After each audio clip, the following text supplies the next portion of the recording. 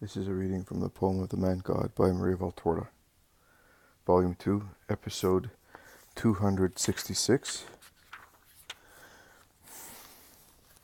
Jesus works as a carpenter at Korazim, 31st of August, 1945. Jesus is working diligently in a carpenter's workshop. He is finishing a wheel. A delicate, sad child helps him, handing this or that tool to him. Manaen, although an idle witness, admires him, sitting on a bench near a wall. Jesus has taken off his beautiful linen tunic, and has put on a dark one which is obviously not his own, as it reaches only halfway down his shins. It is an overall, clean, although patched, which probably belonged to the deceased carpenter. Jesus encourages the boy with smiles and kind words, teaching him what he must do to prepare the glue properly and to polish the sides of the chest. "It did not take you long to finish it, master," says Manaen, standing up and running a finger on the molding of the finished chest that the boy is polishing with a fluid. "It was almost finished. I wish I had this work of yours, but the buyer has already come and he seems to have acquired some rights. You have disappointed him. He was hoping to be able to take everything, to make up for the little money he had lent. Now he has to take his articles and nothing else. If he were one who believed in you, they would be of infinite value to him. But, did you hear? Leave him. On the other hand, there is some wood here, and the woman will be happy to make use of it and have some profit. Give an order for a chest, and I will make it for you." "Really, master? Do you intend to go on working?" "Until there is no more wood left. I am a conscientious worker," he says, smiling more frankly. "A chest made by you. Oh, what a relic! But what shall I put in it?" "Anything you like, Manaen. It will only be a chest." "But made by you." "So? The Father also made man. He made all men. And what did man put in himself? What do men put in themselves?" Jesus speaks while working, moving about looking for the necessary tools, tightening vices, drilling, planing, turning, according to what is needed. "We have put sin in ourselves. That's true. See? And you may rest assured that man created by God is worth much more than a chest made by me. Never mix up objects and actions. Of my chest, just make a relic for your soul. That is, give your spirit the teaching you get from what I do. Your charity, humility, activity, then. These virtues. Is that right?" "Yes, and do likewise yourself in future."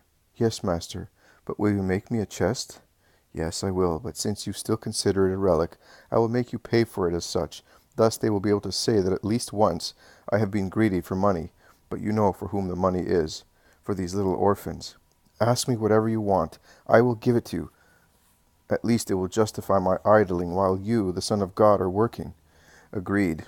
With sweat on your brow you shall eat your bread." "But that was said for the guilty man, not for you." "Oh, one day I shall be the guilty one, and I shall have on me all the sins of the world. I will take them away with me on my first departure." "And do you think that the world will not sin any more?" "It should not, but it will always sin. That is why the burden I shall have on me will be such as to break my heart, because I will have to bear the sins committed from the time of Adam down to that hour, and those from that hour until the end of the world. I will expiate everything on behalf of man. And yet man will not understand you, and will not love you. Do you think that Korazim will turn to you because of this holy, silent lesson you are giving by this work you are doing to help a family? No, they will not. They will say, 'He preferred to work, to kill the time, and keep the money for himself.' I had no more money. I had given it all away. I had given it all. I always give everything I have to the last little coin, and I have worked to give the money away." "And what about food for yourself and Matthew?" "God would have provided it." "But you gave us to eat." "Of course. How did you do that?" "Ask the landlord." "I will as soon as we go back to Capernaum." Jesus smiles mildly into his fair beard. In the silence that follows, one can hear only the squeaking of the vise tightened on two pieces of a wheel. Then Manaen asks, "What are you thinking of doing before the Sabbath?" "I will go to Capernaum and wait for the apostles. We decided to meet every Sabbath eve and spend the Sabbath all together. Then I will give them instructions. And if Matthew is well, there will be 6 couples going out to evangelize. If not, do you wish to go with them?" "I would rather stay with you, master, but may I give you a piece of advice?" "Tell me. I will accept it if it is just." "Never be all by yourself. You have many enemies, master." "I know. But do you think that the apostles would be at much help in the case of danger? They love you, I think. Of course, but that would not help. If my enemies are thinking of capturing me, they would come with greater forces than the apostles. It does not matter. Do not be alone.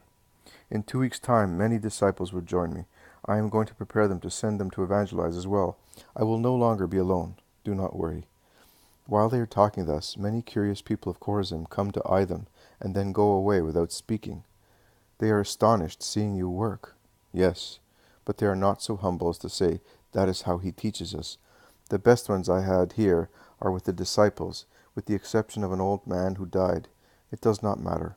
A lesson is always a lesson. What will the apostles say when they know you have been working? They are 11, because Matthew has already said what he thinks. There will be 11 different opinions, and most of them will oppose me, but it will help me to teach them. Will you let me attend the lesson? If you wish to stay. But I am a disciple. They are apostles. What is good for apostles will be good also for a disciple. They may resent being reminded what justice is in my presence. It will do their humility good.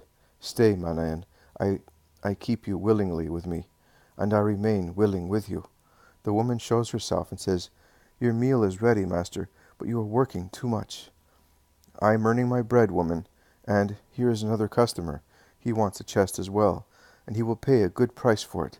The place where you keep the wood will be empty, says Jesus, taking off the worn-out apron he had on, and going out of the room to wash himself in a basin the woman brought him into the kitchen garden.